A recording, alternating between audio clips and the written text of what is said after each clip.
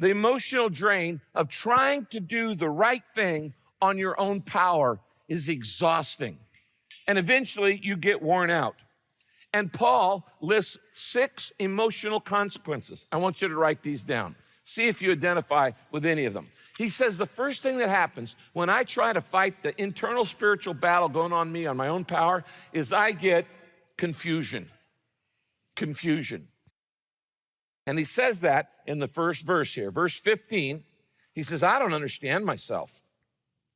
I don't understand myself at all. For I really want to do what is right, but I can't. I do what I don't want to. I do what I hate. Now, before we even get into this, I want you to circle all of the I's in this verse. I don't understand myself, for I really want to do what is right, but I can't. I do what I don't want to, what I hate. He's saying something's wrong with me. Now, in this one verse, he uses the first person pronoun I 6 times. Now, this is the key to understanding this chapter. These are 2 famous chapters in the Bible. Romans 7 is about the defeated Christian life, and Romans 8, which we're going to look at next week, is about the victorious Christian life. And in Romans 7, Paul uses the word I over and over and over. In fact, in just 12 verses, he uses the word I 27 times. He uses the word my 6 times. He uses the word me 6 times. He uses the word myself 2 times. In all, he uses the first person pronouns 41 times in 12 verses. Paul has an I problem. And you have an I problem. And I have an I problem. And the problem is I try to do it all my way, and that's going to cause me to fail. I am my biggest problem. Now notice he says, I don't understand myself. I'm perplexed.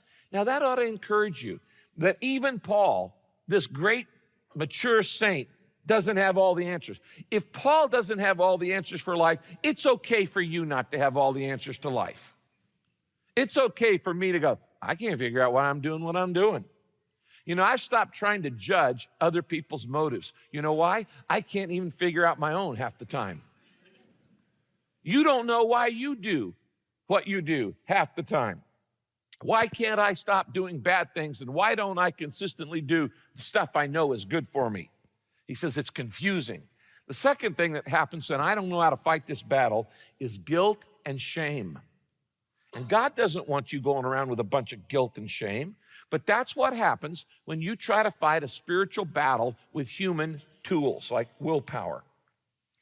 He says in verse 16, the next verse, I know perfectly well what I'm doing is wrong, and my bad conscience proves that I agree with these laws I am breaking. And what's he saying? He goes, I know what I'm doing is wrong, and you do too. When you do it and you know it's wrong, and then you get a bad conscience. Circle the word conscience. Do you know where that word comes from? It's a Latin word. It comes from the word con, which means with in Latin, and science or scienta in Latin, which means knowledge. Conscience means you do something with full knowledge that what you're doing is wrong. You're not kidding yourself. I know I shouldn't eat this. I know I shouldn't watch this. I know I shouldn't say this. I know I shouldn't do this, but I'm going to do it anyway. And I do it with full knowledge, which means my conscience goes on tilt. And it says, danger, Will Robinson, something's wrong here. Something is wrong.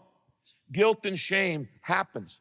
Do you remember Jesus, the night before he was to go to the cross, he goes into this garden called the Garden of Gethsemane to pray because he knows he's going to take the guilt of the entire world on him in his life. And he takes 3 of his best friends, Peter, James, and John, in with him. He says, look, you guys, I just need you to hang out with me. I'm going through a tough time. It's an emotional conflict. I'm going to go over here and pray for a while, and I want you to just kind of hang out here. You don't have to say anything. You don't have to give me advice. I don't even need you to pray. I just want you to hang out with me. And sometimes that's all a good friend does. A good friend doesn't always have to have the answer. A good friend just shows up. They show up in your life. They walk in when everybody else walks out. And so Jesus says to Peter, James, John, you guys just hang out here while I go over here and pray, and I'm getting ready to go and die on the cross tomorrow. Well, Peter, James, and John fall asleep, and they're sawing logs. And Jesus comes back and goes, could you guys not hang out with me just for an hour or two? Could you, without going to sleep? And then Jesus says to Peter, the spirit is willing, but the flesh is weak. Been there, done that. There's been a lot of times in your life when you were willing to do the right thing, but you just didn't seem to have the power to do it. And that causes confusion, and it causes guilt and shame. The third thing that causes, when you don't know how to fight the battle going on inside you, is it causes compulsions and addictions. Compulsions and addictions. What is that? It's when you start to do something so many times, it becomes habitual in your life, it becomes a habit, and then you cannot stop from doing it. You cannot not do it. It becomes a compulsion. It becomes a habit.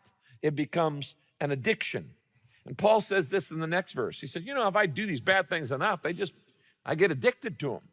He said, but I can't help myself because I'm no longer doing it.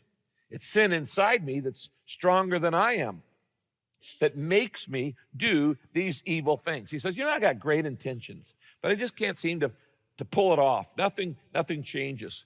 You see, because we're built with a human nature, and that's a fallen nature, there's sin in it, which means we have a natural inclination to do the wrong thing. We have a natural resistance to do the right thing. You don't like to do the right thing. You like to do the easy thing, and so do I. I like to do the popular thing. I like to do the comfortable thing. I like to do the thing that I think will make me most happy. I'm not interested in always doing the right thing. I'm interested in doing what's easy and what's comfortable and what's quick. And how many times have you started each day and you go, okay, in your mind you're going, okay, Lord, today is going to be different. Today is going to be different. And by the end of the day, nothing has changed. And Paul says here, I'm no longer doing it. Now, when Paul says it's in me, I can't help myself because I'm no longer doing it, he's not making excuses. He's simply recognizing the fact that he has an old nature inside him that likes to sin. And by the way, so do I. And by the way, so do you. Now, we like to sin. Let's just admit it. Sin is fun. It is. It's fun. In fact, nobody would do it if it was a bummer. In fact, even the Bible says it. The Bible says in Hebrews, it says, there is pleasure in sin for a short time. There's pleasure in sin for a while, in the short term. There's pleasure in sin for a season, but then you're going to have the consequences. Everything has a consequence. And if you have your kicks, you're going to have your kickbacks. In other words, it's a whole lot of fun to go out and buy a whole bunch of new things on a credit card, but then you got to pay for it. Okay? It's one thing to go out and have a lot of fun and eat a whole lot of food, and then you got to pay for it with indigestion or overweight. It's one thing to stay up late all night and party all night, have a great time, but you're going to pay for it the next day. You can go out and get drunk, but then you're going to have the hangover. There is always a consequence to everything we do, and every kick has a kickback. And so he's saying, the sin is fun. There's no doubt about it. But there's always a payoff for it that is not worth the short-term pleasure. He says we get compulsions and addictions. The fourth thing that happens, when I don't know how to fight the battle, then I keep losing, and along comes, number 4, self-condemnation. And some of you have gotten really good at this. You're a pro at putting yourself down. You're a pro at condemning yourself. And because you keep stumbling in the same area over and over and over, I still lose my temper. I still say those mean things. I still have those thoughts. I still do. And you start going, I'm no good. I'm worthless. I'm junk. Why should I call myself a Christian? God must hate me. God's mad at me. Blah, blah, blah, blah, and all those other things. And you start condemning yourself. That's the inevitable sign that you're in this spiritual battle. Verse 18, Paul says, I know I'm rotten inside as far as my old sinful nature is concerned. Now, who told him that? He's telling himself that. He said, he's putting himself down. He's condemning himself. And that is a mark of when you have habitual areas that you keep falling in over and over. I want to keep, how many resolutions have you made that you didn't keep? A lot. And then you start putting yourself down and just do the self-condemnation. That leads to number 5, frustration.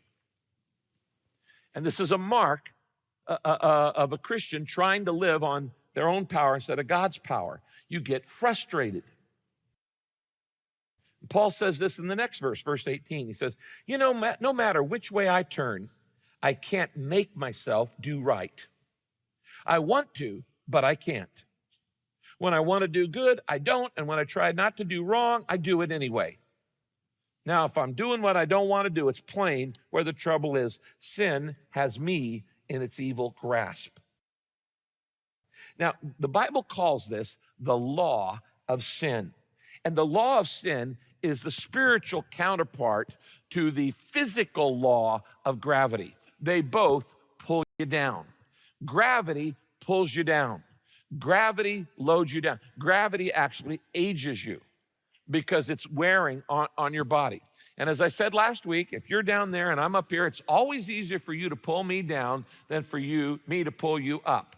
This is the law of gravity in the physical realm. And in the spiritual realm, it is the law of sin, which means it's always easier to be pulled down and do the wrong thing than it is to be pulled up and do the right thing.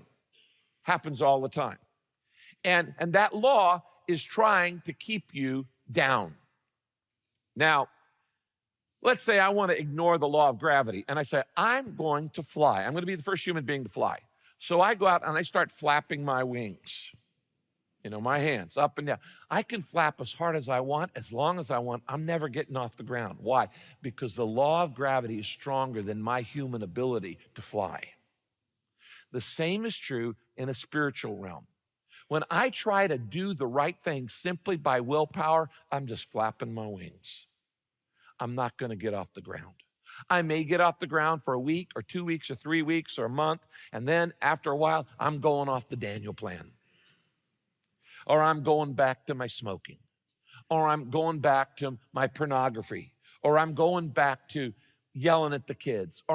And when I try to change by willpower, I pretty soon get tired and I give up and I stop flapping. You're not going to beat the law of gravity physically, and you're not going to beat the law of sin spiritually. It's going to cause frustration in your life. And Paul says, I am so frustrated.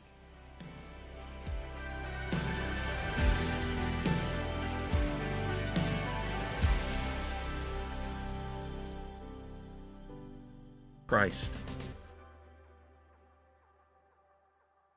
Let me read you a great theological piece by Arnold LaBelle. Now, actually, he's not a theologian. He's a children's book writer. And when my kids were little, if you've ever had preschoolers, you probably know the series of books called Frog and Toad Together. And I used to read them to my kids, and one of my favorite stories to my kids was this story called Cookies. Frog and Toad. Toad baked some cookies. These cookies smell really good, said Toad. And he ate one, and they tasted even better, he said. So Toad ran over to Frog's house. Frog, Frog, cried Toad, taste these cookies that I've made. Frog ate one of the cookies. These are the best cookies I have ever eaten, said Frog. So Frog and Toad ate many, many cookies, one after another. You know, Toad, said Frog with his mouth full, I think we should stop eating. We will soon be sick. You are right, said Toad. Let us eat one last cookie. And then we will stop. So Frog and Toad ate one last cookie. But there were very many cookies still left in the bowl. Frog said, Toad, let us eat one very last cookie. And then we will stop eating cookies. Frog and Toad ate one very last cookie. We must stop eating, cried Toad as he ate another. Yes, said Frog, reaching for a cookie. We need willpower. What is willpower? Asked Toad. Frog said, willpower is trying hard not to do something that you really want to do. You mean like trying not to eat all these cookies, asked Toad. Right, said Frog. So Frog put the cookies in a box. There, said Frog, now we will not eat any more cookies. But we can open the box, said Toad. This is true. So Frog tied some string around the box. There, he said, now we will not eat any more cookies. Toad said, but we can cut the string and open the box. That is true, said Frog. So Frog got a ladder, and he put the box up high on a shelf. There, said Frog, now we will not eat any more cookies.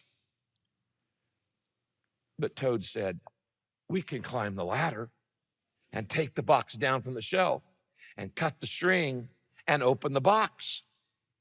That is true, said Frog. So Frog climbed up the ladder and he took the box down from the shelf and he cut the string and he opened the box, and Frog took the box outside and threw all of the cookies out, and he shouted in a loud voice, hey birds, here are free cookies. Birds came from everywhere.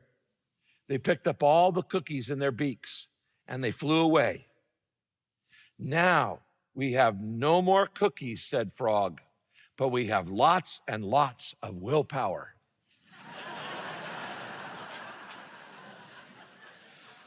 You may keep it all, Frog, said Toad. I'm going home now to bake a cake. The great theology of Frog and Toad. Now, how many times have you played Frog and Toad with something you thought, I'm not going to do it anymore, I'm not going to do it anymore, I'm not going to do it anymore, and then you do it? This is the frustration, and it always leads to number 6, which is discouragement and despair. Paul gets so discouraged from this war going on inside him, and he says it seems to be a fact of life. In other words, I'm giving up on this. Seems to be a fact of life that when I want to do what is right, I inevitably do what is wrong. And in my mind, notice this is a mental battle. The battle's going on in your mind. In my mind, I want to be God's willing servant, but instead I find myself still enslaved to sin. He said, I feel like giving up. I'm in a battle and I'm losing and I'm feeling hopeless. And it causes these 6 things in my life. Now, next, Paul discusses not the cost of the battle, but the cause. And what is the cause of this battle that's going on in you? You write this down. The reason is I have 2 natures. You actually have 2 natures inside of you. You have your old nature, which you were born with, and you have the new nature that was given to you when you trusted in Christ, when you were born again, when you became a believer. And this new nature wants to do the right thing, but you still have the old nature inside of you. And these 2 natures are in constant conflict with each other. And that's the cause of the battle. You have 2 natures, not one, 2 natures inside of you. In verse 21, Paul says this, I love to do God's will so far as my new nature is concerned, but there's something else deep within me, my lower nature. That's my old nature. The Bible often calls it my flesh, or it calls it my carnal self, or calls it the old man. These are synonyms for the old nature. There's something else deep within me, my lower nature, that is at war with my mind and wins the fight and makes me a slave to the sin that is still within me. Now, even though I'm a Christian, my old nature is still alive. And I hate to tell you this, but you're going to live with it the rest of your life. You don't get rid of your old nature until you go to heaven. When you became a follower of Christ, he gave you a new nature and a new ability to do the right thing. But that's at war with the old you. And sometimes you feel like, I feel like there's 2 me's inside of me. I heard about an old Indian chief who was a Christian. And he was trying to explain this war between the new natures to his son. And he said, it's like 2 dogs in my mind in battle together. There's a good dog and there's a bad dog, and they're fighting it out. And the young son said, well, Dad, which one wins? He said, whichever dog I feed the most. And that's going to be true in your life, whether you feed your old nature or feed your new nature. But even though I'm a believer, and I've walked with the Lord for in a long time, I still have my old nature in me, which wants to be prideful, which wants to be self-centered, which wants to gossip, to lie or steal or make myself better or, exaggerate or whatever. That old nature is still there. And the lust and the gossip and the lie and all that stuff there. Now, let me tell you why the problem is your problem. Because willpower is not enough to defeat your old nature. And if you think that you can change simply by wanting to change or by learning about change, it isn't going to happen. It'll happen for a little while, but then you're going to get tired and you're going to stop flapping. Knowing what to do is not enough to change you. If it was, I would never have to repeat a sermon topic. You'd get it, you'd change in that area, and then we'd just go on to something else. But just because you know the right thing to do does not mean you do it. The next verse says this, so you see how it is, Paul says, my new life tells me to do right, but my old nature that's still inside me loves to sin. Oh, what a terrible predicament I'm in. Circle that phrase, terrible predicament. In the original Greek, it literally means the exhaustion of hard work. It means being worn out after an intense battle. It means you're out of energy, you're wiped out, you're fatigued, you're frustrated, you feel like a failure. It's Paul's cry of agony. He says, I need relief, I need help. Now, this is not a pretty picture. Romans 7 is the picture of a defeated, struggling Christian.